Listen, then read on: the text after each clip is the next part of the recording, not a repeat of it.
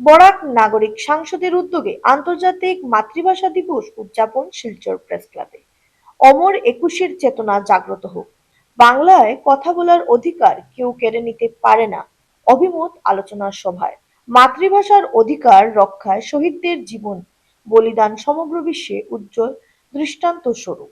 ১৯৫২ খ্রিস্টাব্দে ২১শে ফেব্রুয়ারি বাংলা ভাষার অধিকার প্রতিষ্ঠায় ঢাকার রাজপথে যারা জীবন উৎসর্গ করেছিলেন সেটা চিরকাল প্রেরণার উৎস হয়ে থাকবে। শনিবার আন্তর্জাতিক মাতৃভাষা দিবস উদযাপন উপলক্ষে বরাক নাগরিক সংসদের উদ্যোগে শিলচর প্রেস ক্লাবে আয়োজিত অনুষ্ঠানে অত্যন্ত বলিষ্ঠভাবে এই অভিমত ব্যক্ত করা হয়।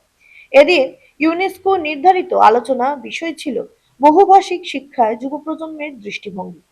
এ নিয়ে এই অভিমত প্রতিফলিত হয় যে সর্বাগ্রে মাতৃভাষা ভালোভাবে রপ্ত করে অন্যান্য ভাষার শিক্ষায় ব্রতী হতে হবে।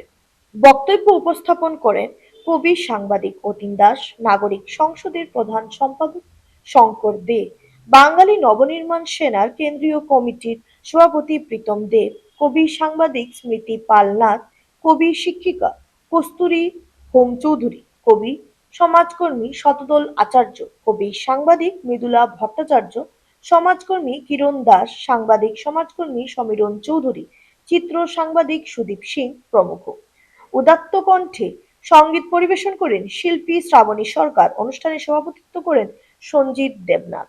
অমর ২১শে ফেব্রুয়ারি আন্তর্জাতিক মাতৃভাষা দিবস বরাক নাগরিক সংসদের উদ্যোগে শিলচর প্রেস ক্লাবে আয়োজিত অনুষ্ঠানে আমরা ভাষা শহীদদের স্মৃতির উদ্দেশ্যে বিনম্র প্রণতি নিবেদন করেছি।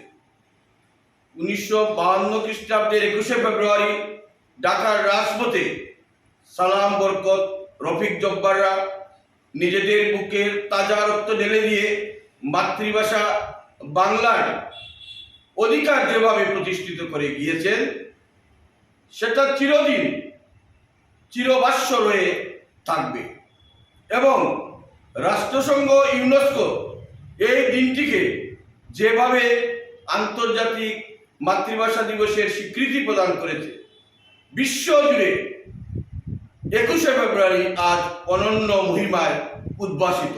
এই দিনটিতে সকল ভাষিক জনগোষ্ঠীর মানুষ এই দীপ্ত অঙ্গীকারে আবদ্ধ হন যে সকল ভাষিক আধিপত্যবাদ এবং আগ্রাসনের বিরুদ্ধে যাতে বিশ্ববাসী এক হয়ে প্রতিবাদে সোচ্চার হন।